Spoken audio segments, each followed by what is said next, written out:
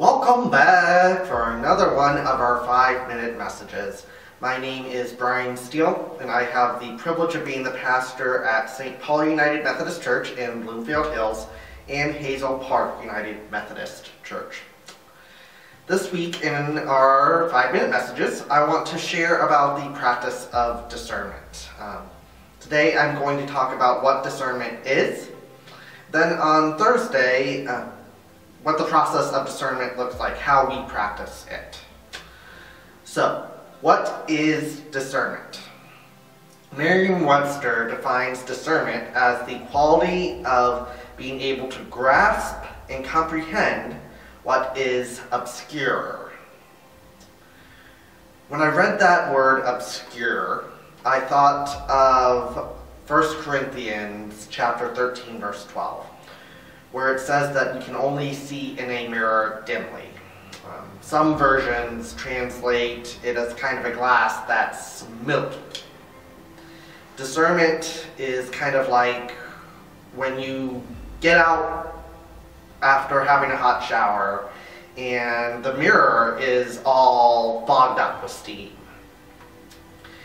Now you know the mirror itself hasn't changed. It is still a clear, functioning mirror. But in order to see that clarity, in order to see what the mirror is really showing us, you have to wait for the steam to clear. Discernment is essentially a practice of seeking God's will while the steam is still present. It's waiting. It takes listening to God, the Holy Spirit, and to people. And for me, one of the best spiritual teachers on discernment is Ruth Haley Barton. She's written lots of books and has a podcast where she talks about a lot of areas around spiritual formation, and discernment is chief among them. So, hey, check out that podcast, friends. There's some real rich wisdom there. And Ruth defines discernment as the capacity to recognize and respond to God's will both personally and in community. To recognize and respond to God's will both personally and in community. So discernment is more than an intellectual exercise. And to a certain extent, discernment actually requires us to let go of our intellectual side and realize that God has more wisdom than any of us. Discernment is about admitting that we actually don't have all the answers. Discernment allows us to say, as part of our faith, I don't know.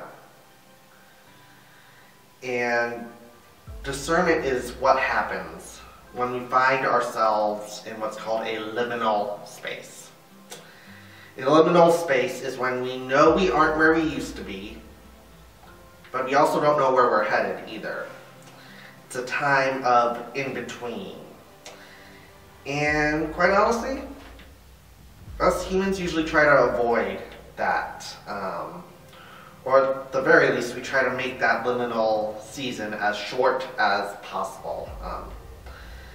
Because within that liminal space, we realize we don't have the control we like or that we're used to. But what I believe the gift of discernment offers us amidst these liminal spaces is freedom. Discernment allows us to trust that God is still at work, even though we are in a fog. When we give up that control or power over to God, suddenly we're not having to try to make it on our own. And that can be remarkably liberating, freeing. When it's foggy outside, one of those days where you go out and you just can't see 5 feet ahead of you. You can't speed ahead on a bike and just go through the fog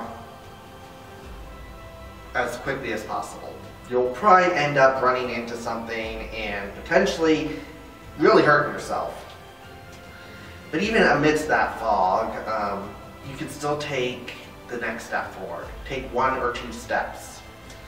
You can still only see a little bit ahead, but you can keep moving forward. Back in the Old Testament, when the ancient Israelites were traveling in the wilderness, they got really frustrated that God didn't bring them to the promised land immediately. Because it's hard to see how God could be at work in these liminal times, in what was for them the wilderness. But when we take time to hit that pause button, accept the gift of being in a liminal season, it gives us the gift of relying on God, of needing God, because we can't figure it out on our own. And it allows us to see how God will show up. That's the gift of discernment. Well, that's it for today's message, friends. We will see you back here on Thursday to talk about what the practice of discernment looks like. Go in peace, knowing you are loved.